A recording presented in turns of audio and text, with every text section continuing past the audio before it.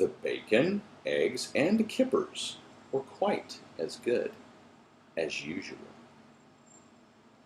When the post owls arrived, Hermione looked up eagerly. She seemed to be expecting something. Percy wouldn't have had time to answer yet, said Ron. We only sent Hedwig yesterday. No, it's not that, said Hermione. I've taken out a subscription to the Daily Prophet. I'm getting sick of finding everything out from the Slytherins. Good thinking, said Harry, also looking up at the owls. Hey, Hermione, I think you're in luck.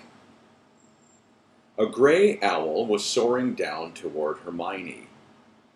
It hasn't got a newspaper, though, she said, looking disappointed. But to her bewilderment, the gray owl landed in front of her plate, closely followed by 4 barn owls, a brown owl, and a tawny. How many subscriptions did you take out? Said Harry, seizing Hermione's goblet before it was knocked over by the cluster of owls, all of whom were jostling close to her, trying to deliver their own letter first. What on earth? Hermione said, taking the letter from the gray owl, opening it, and starting to read. Oh, really? She sputtered, going rather red. What's up? Said Ron. Oh, how ridiculous! She thrust the letter at Harry, who saw that it was not handwritten, but composed from pasted letters that seemed to have been cut out of the Daily Prophet. You are a wicked girl. Harry Potter deserves better. Go back where you came from, Muggle. They're all like it, said Hermione desperately, opening one letter after another. Harry Potter can do much better than the likes of you. You deserve to be boiled in frog spawn. Ouch! She had opened the last envelope, and yellowish-green liquid, smelling strongly of petrol, gushed over her hands, which began to erupt in large yellow boils. Undiluted boob-tuber pus, said Ron, picking up the envelope gingerly and sniffing it. Ow, said Hermione, tears starting in her eyes as she tried to rub the pus off her hands with a napkin, but her fingers were now so thickly covered in painful sores that it looked as though she were wearing a pair of thick, knobbly gloves. You better get up to the hospital wing, said Harry as the owls around Hermione took flight. We'll tell Professor Sprout where you've gone. I warned her, said Ron as Hermione hurried out of the great hall, cradling her hands. I warned her not to annoy Rita Skeeter. Look at this one. He read out one of the letters Hermione had left behind. I read in Witch Weekly about how you were playing Harry Potter false, and that boy has had enough hardship, and I will be sending you a curse by next post as soon as I can find a big enough envelope. Blimey, she'd better watch out for herself. Hermione didn't turn up for herbology. As Harry and Ron left the greenhouse for their Care of Magical Creatures class, they saw Malfoy, Crabbe, and Goyle descending the stone steps of the castle. Pansy Parkinson was whispering and giggling behind them with her gang of Slytherin girls. Catching sight of Harry, Pansy called, Potter, have you split up with your girlfriend? Why was she so upset at breakfast? Harry ignored her. He didn't want to give her the satisfaction of knowing how much trouble the Witch Weekly article had caused. Hagrid, who had told them last lesson that they had finished with unicorns, was waiting for them outside his cabin with a fresh supply of open crates at his feet. Harry's heart sank at the sight of the crates. Surely not another Scroot hatching. But when he got near enough to see inside, he found himself looking at a number of fluffy black creatures with long snouts. Their front paws were curiously flat, like spades. and they were blinking up at the class, looking politely puzzled at the attention. "These are nifflers," said Hagrid, when the class had gathered around. "You find 'em down mines, mostly. They like sparkly stuff. There you go, look." One of the nifflers had suddenly leapt up and attempted to bite Pansy Parkinson's wristwatch off. She shrieked and jumped backward. "Useful little treasure detectors," said Hagrid happily. "Thought we'd have some fun with 'em today. See over there?" He pointed at the large patch of freshly turned earth Harry had watched him digging from the owlery window. "I've buried some coins. I've got a prize for whoever picks the niffler that digs out the most. Just take 'em off your baubles. Just take off all your valuables and choose a niffler and get ready to set 'em loose." Harry took off his watch, which he was only wearing out of habit, as it didn't work anymore, and stuffed it in his pocket.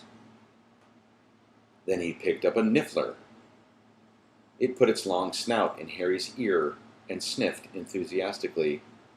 It was really quite cuddly. "Hang on," said Hagrid, looking down into the crate. "There's a spare niffler here. Who's missing? Where's Hermione?" "She had to go up to the hospital wing," said Ron. "We'll explain later," Harry muttered. Pansy Parkinson was listening. It was easily the most fun they had ever had in Care of Magical Creatures. The nifflers dived in and out of the patch of earth as though it were water, each scurrying back to the student who had released it and spitting gold into their hands. Ron's was particularly efficient. It had soon filled his lap with coins. "Can you buy these as pets, Hagrid?" he asked excitedly as his niffler dived back into the soil, splattering his robes. "Your mum wouldn't be happy, Ron," said Hagrid, grinning. "They wreck houses, nifflers. I reckon they nearly got the lot now," he added, pacing around the patch of earth while the nifflers continued to dive. "I only buried 100 coins. Oh, there you are, Hermione." Hermione was walking toward them across the lawn. Her hands were very heavily bandaged, and she looked miserable. Pansy Parkinson was watching her beadily. "Well, let's check how you've done," said Hagrid. "Count your coins, and there's no point trying to steal any, Goyle," he added, his beetle-black eyes narrowed. "It's leprechaun gold. Vanishes after a few hours." Goyle emptied his pockets, looking extremely sulky. It turned out that Ron's niffler had been most successful, so Hagrid gave him an enormous slab of Honeyduke's chocolate for a prize. The bell rang across the grounds for lunch. The rest of the class set off back to the castle, but Harry, Ron, and Hermione stayed behind to help Hagrid put the nifflers back in their boxes. Harry noticed Madame Maxime watching them out of her carriage window. "What you done to your hands, Hermione?" said Hagrid, looking concerned. Hermione told him about the hate mail she had received that morning and the envelope full of bubotuber pus. "Aw, don't worry," said Hagrid, gently looking down at her. "I got some of those letters and all, after Rita Skeeter wrote about me and Mum.